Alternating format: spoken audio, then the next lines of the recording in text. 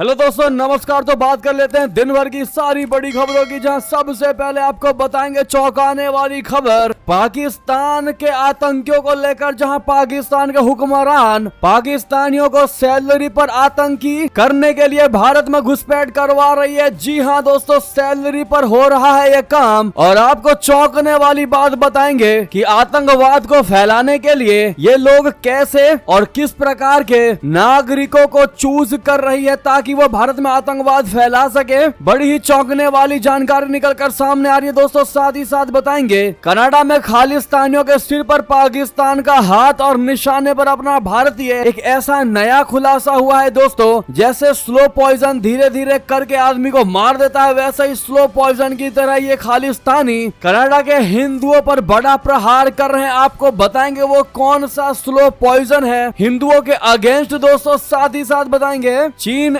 Immigrants पर आधारित है डोनाल्ड ट्रंप की नई कैबिनेट, जो कि भारत समर्थकों से लबालब है भरा, जिससे पाकिस्तान को हुई है बड़ी परेशानी दोस्तों। जानकर हर भारतीय को होगा गर्व, लेकिन पाकिस्तान के पैरों तले खिसक जाएगी जमीन। खिसक क्या जाएगी बताएंगे, ऑलरेडी खिसक चुकी है। तो दोस्तों सारी बड़ी खबरें आपको विस्तार से बताने वाले हैं, बस आप वीडियो के लास्ट तक बने रहिएगा। और खबरों में आगे बढ़ने से पहले मानते हैं कि भारत को लेकर नापाक चाल चलने वाले देशों को भारत करारा जवाब देकर ही रहेगा। तो वीडियो को लाइक करके, चैनल को सब्सक्राइब करके, बेल आइकन दबा के कमेंट में जय हिंद अवश्य कह दीजिएगा। अब बात कर लेते हैं पहली और सबसे बड़ी खबर की, जहां अपने देश के अनपढ़ों को आतंकी बनाकर भारत भेज रहा है पाकिस्तान। सैलरी पर हो रही है हायरिंग। जी हां, प्रॉपर जॉब की तरह हायरिंग हो रही है दोस्तों। अंदर खाने में बता दे, पाकिस्तान भारत के खिलाफ साजिश रचने में कोई कोर कसर नहीं छोड़ रहा है। आतंकवादी गतिविधियों को अंजाम देने के लिए आए दिन सीमा पार से घुसपैठ कराने की कोशिश करता रहता है। इस बीच पाकिस्तान अपने गरीब और अनपढ़ लड़कों को, नोट करने वाली बात है दोस्तों, अनपढ़ लड़कों, गरीब को, असहाय लोगों का इस्तेमाल आतंकवादी गतिविधियों के लिए कर रहा है। पाकिस्तानी आर्मी की SSG और ISI की मदद से अनपढ़ लड़कों को आतंकी बनाकर भारत में घुसपैठ कराने की कोशिश में लगा हुआ है और करवा भी रहा है। जी हाँ, पेड मोबाइल एप्लीकेशन के माध्यम से और सोशल मीडिया के जरिए अनपढ़ लड़कों को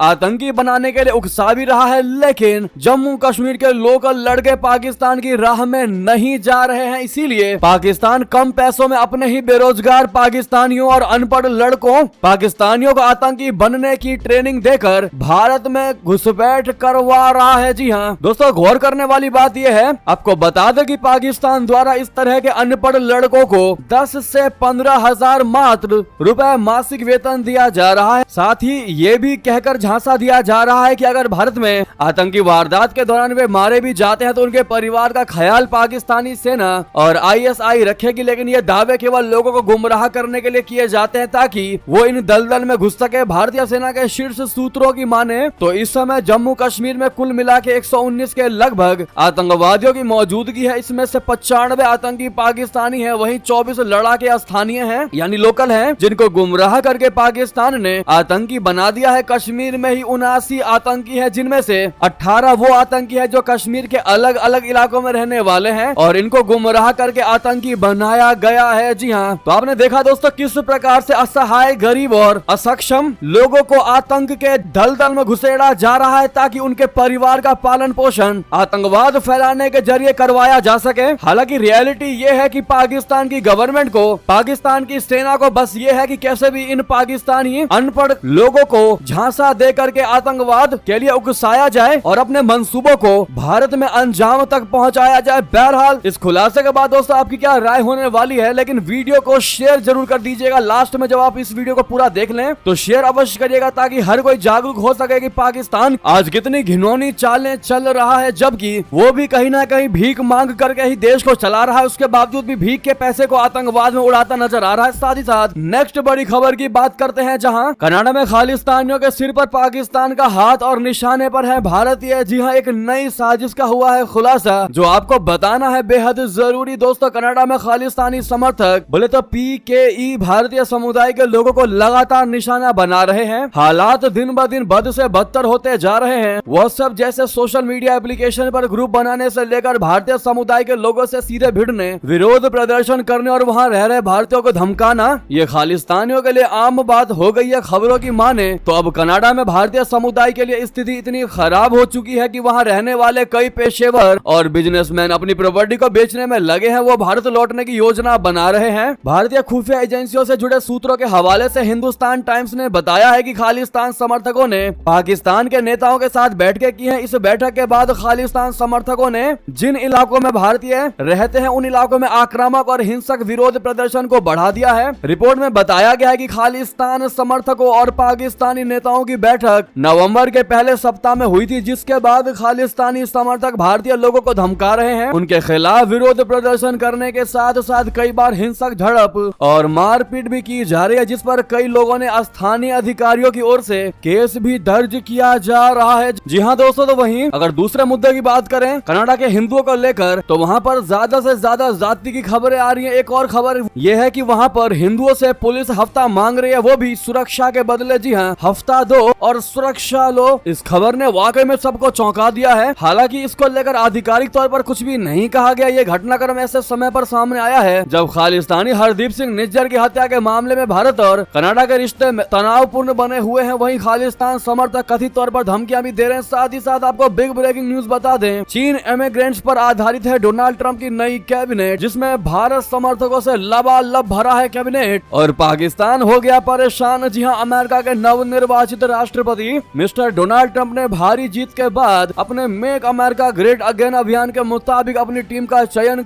चूज करना शुरू कर दिया है। उनकी टीम के सभी मेंबर्स ट्रंप के वफादार हैं, जो आव्रजन, सीमा सुरक्षा और युद्ध जैसे मुद्दों पर अपने सख्त रुख के लिए जाने जाते हैं। आपको बता दें कि इस बार ट्रंप के कैबिनेट के जितने भी सदस्य होने वाले हैं वो वॉशिंगटन की राजनीति के रंग से हर तरीके से वाकिफ हैं। उनकी टीम में माइक वॉल्ज और मार्को रूबियो हैं, जो अमेरिका भारत साझेदारी के समर्थक हैं और चीन और पाकिस्तान के खिलाफ है, जबकि स्टीफन मिलर और टॉम होमन भी हैं, जो इमिग्रेशन यानी आव्रजन के खिलाफ हैं। और माना यह जा रहा है कि ट्रंप की नीति का एक मात्र बड़ा प्रभाव भारत पर ही पड़ने वाला है। इसी तरह की नीति अमेरिकी नौकरी बाजारों में भारतीय श्रमिकों को प्रभावित कर सकती है। इसके अलावा सख्त आव्रजन कानून भारतीय तकनीकी फर्मों को अन्य बाजारों की तलाश करने या अधिक घरेलू अवसर बनाने में निवेश करने के लिए प्रेरित कर सकते हैं। जी हाँ, और इन्हीं चीजों को देखकर पाकिस्तान परेशान हो चुका है कि सरकार चाहे अमेरिका में किसी की भी हो, राष्ट्रपति के आस पास जितने भी कैबिनेट में लोग होते हैं, मंत्री होते हैं, वो भारतीय ही क्यों होते हैं। पाकिस्तान वाकई में इन चीजों को सोचकर बहुत परेशान रहता होगा। और इसका सीधा सा जवाब हम पाकिस्तान को यही देना चाहेंगे कि आप आतंकवादी बनवाओगे अपने नागरिकों को,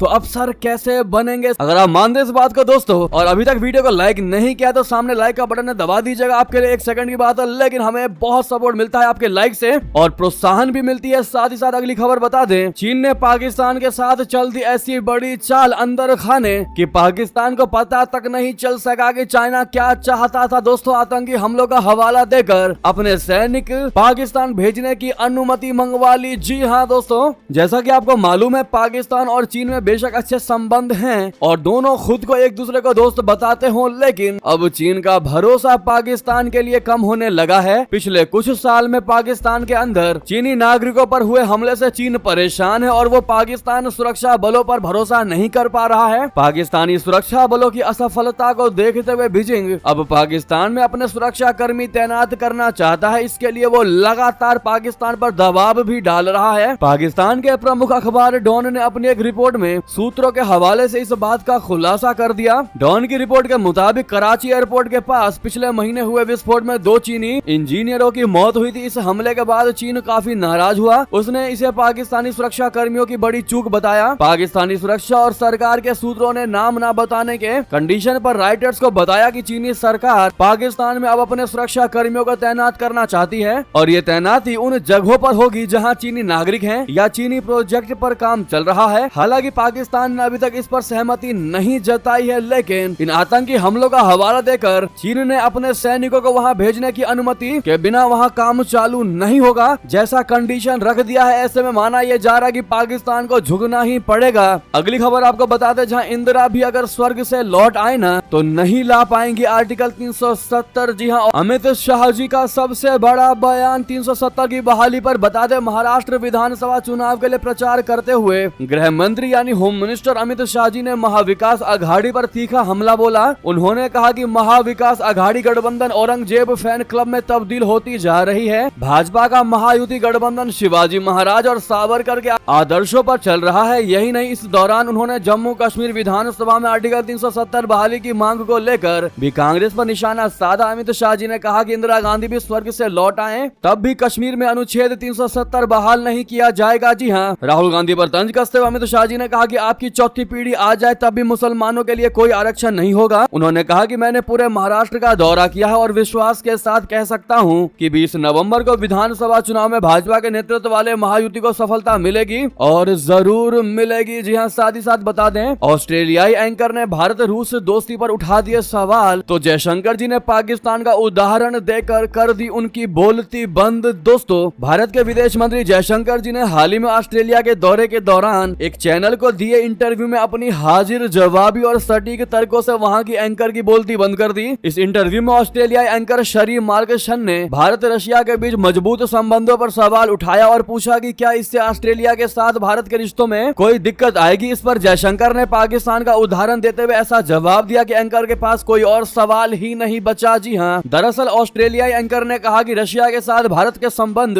ऑस्ट्रेलिया के साथ रिश्तों पर नकारात्मक असर डाल सकते हैं, जिस पर जयशंकर जी ने जवाब देते हुए कहा कि आज के वैश्विक दौर में किसी देश का रिश्ता एक्सक्लूसिव नहीं होता। भारत ने किसी प्रकार की समस्या नहीं खड़ी की है। उन्होंने समझाया कि देशों के संबंधों में विविधता होती है और ऐसा नहीं है कि एक देश के साथ अच्छे संबंध दूसरे देश के साथ रिश्तों में बाधा डालें। तो वहीं आपको बताते, भारत ने आर्मेनिया को दिया आकाश सुरक्षा कवच, तो सकते में क्यों आ गया पाकिस्तान, आखिर इससे उसका क्या है नुकसान, बता दें। पश्चिमी एशिया के मित्र देश आर्मेनिया को भारत ने पहली आकाश एयर डिफेंस बैटरी बेची। इसके साथ ही भारत ने रक्षा निर्यात क्षेत्र में एक और बड़ी उपलब्धि हासिल कर ली है। ब्रह्मोस मिसाइल बेचने के बाद ये दूसरा हवाई रक्षा कवच है जिसकी विदेशों में मांग बढ़ी है। रक्षा मंत्रालय के तहत सार्वजनिक क्षेत्र की नवरत्न रक्षा कंपनी भारत इलेक्ट्रॉनिक्स लिमिटेड यानी BEL ने बताया है कि भारत ने पहली आकाश मिसाइल सिस्टम बैटरी एक मित्र देश को निर्यात किया गया है। ये स्वदेशी रूप से विकसित वायु रक्षा प्रणाली की पहली अंतर्राष्ट्रीय बिक्री है। दोस्तों, भारत से मिले इस हवाई सुरक्षा कवच का इस्तेमाल आर्मेनिया अपने पड़ोसी शत्रु देश अजरबैजान के साथ लड़ाई में कर सकता है। आर्मेनिया और अजरबैजान के बीच नागोर्नो काराबाग क्षेत्र को लेकर पुराना विवाद है और दोनों देश इस मुद्दे पर अक्सर सीमा पर लड़ते रहते हैं। अजरबैजान को इस लड़ाई में लगातार पाकिस्तान से हथियार मिलते रहे हैं जिनका इस्तेमाल वो आर्मेनिया के खिलाफ करता रहा है, लेकिन आकाश एयर डिफेंस सिस्टम मिल जाने से आर्मेनिया की ताकत अब बढ़ जाएगी और वो पाकिस्तानी हथियारों को पल भर में ध्वस्त कर सकता है। पाकिस्तान को यही चिंता सताने लगी है कि अगर आर्मेनिया ने उसके हथियारों को ध्वस्त कर दिया तो उसके हथियारों का बाजार खत्म हो जाएगा और दुनिया में किरकिरी हो जाएगी, जो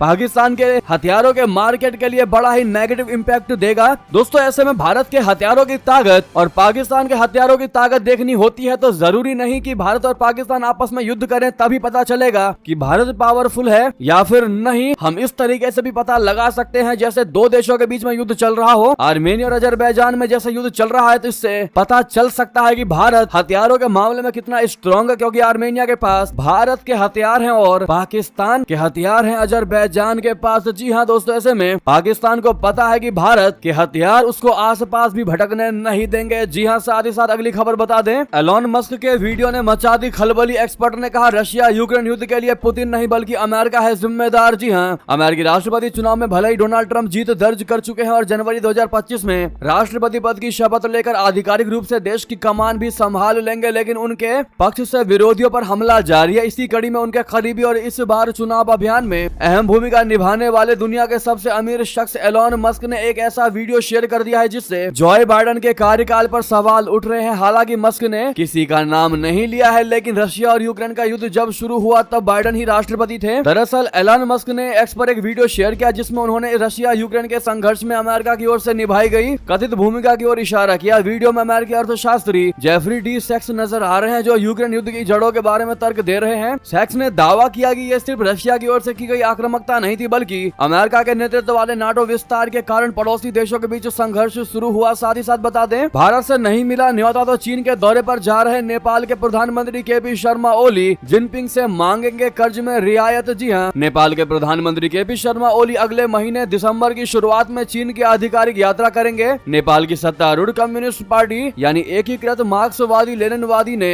काठमांडू में ओली के दौरे की जानकारी दी है। केपी ओली अपने इस बीजिंग के दौरे के बाद नेपाल के पहले ऐसे प्रधानमंत्री बन जाएंगे जो पदभार संभालने के बाद अपनी पहली द्विपक्षीय विदेश यात्रा पर भारत नहीं आ आ रहे हैं। अभी तक नेपाल के प्रधानमंत्री पद संभालने के बाद अपनी पहली विदेश यात्रा के तौर पर भारत को ही चुनते रहे हैं। केपी शर्मा को पद संभालने के बाद 4 महीने तक भारत से न्योता ही नहीं मिला। ऐसे में अब वो चीन का दौरा कर रहे हैं। जी हाँ, तो वहीं आपको बता दें, सीएम नीतीश कुमार ने दरभंगा में की प्रधानमंत्री नरेंद्र मोदी के पैर छूने की कोशिश, लेकिन नहीं हुए सफल। सामने आया वीडियो, हुआ वायरल। दोस्तों, दरभंगा के शोभन में दरभंगा एम्स के शिलान्यास समारोह के दौरान बिहार के मुख्यमंत्री नीतीश कुमार अपना संबोधन खत्म करके वापस अपनी जगह बैठने जा रहे थे। इसी दौरान उन्होंने प्रधानमंत्री नरेंद्र मोदी के पैर छूने की कोशिश की। हालांकि प्रधानमंत्री मोदी ने फौरन उन्हें पैर छूने से रोक दिया। इस दौरान नीतीश कुमार के इस व्यवहार से प्रधानमंत्री मोदी भी आश्चर्यचकित नजर आए। प्रधानमंत्री मोदी ने दरभंगा में जनता को संबोधित करते हुए कहा कि केंद्र में मेरी और बिहार में नीतीश सरकार मिलकर बिहार के सपनों को पूरा कर रही है। केंद्र में उनकी सरकार और बिहार में नीतीश कुमार की सरकार मिलकर इस प्रदेश के हर सपने को पूरा करने के लिए काम कर रही है। उन्होंने यहाँ भी ये कहा कि नीतीश कुमार बिहार में सुशासन लाए हैं और जंगल राज को खत्म किया है। दरअसल पीएम मोदी ने दरभंगा में अखिल भारतीय आयुर्विज्ञान संस्थान एम्स दरभंगा की आधारशिला रखी और कहा कि हमारी कोशिश है कि हमारी विकास और जन कल्याण योजनाओं का ज्यादा से ज्यादा लाभ बिहार के लोगों को मिले। दोस्तों, प्रधानमंत्री मोदी जी ने इस मौके पर 12,100 करोड़ रुपए की परियोजनाओं का शिलान्यास और लोकार्पण किया। तो वहीं दोस्तों, ये थी की सारी बड़ी खबर। आपको खबर कैसी लगी कमेंट में बताना बिल्कुल मत भूलिएगा और वीडियो को लाइक करके चैनल को सब्सक्राइब करके बेल आइकन दबा के कमेंट में जय हिंद कहिएगा और इस वीडियो को दोस्तों में, भाइयों में, साथियों में, रिश्तेदारों में शेयर कर दीजिएगा। व्हाट्सएप, फेसबुक और एक्स यानी जो पहले ट्विटर हुआ करता था उसके माध्यम से। मिलता अगली खबर में। बहुत बहुत धन्यवाद यहाँ तक बने रहने के लिए। जय हिंद, जय भारत।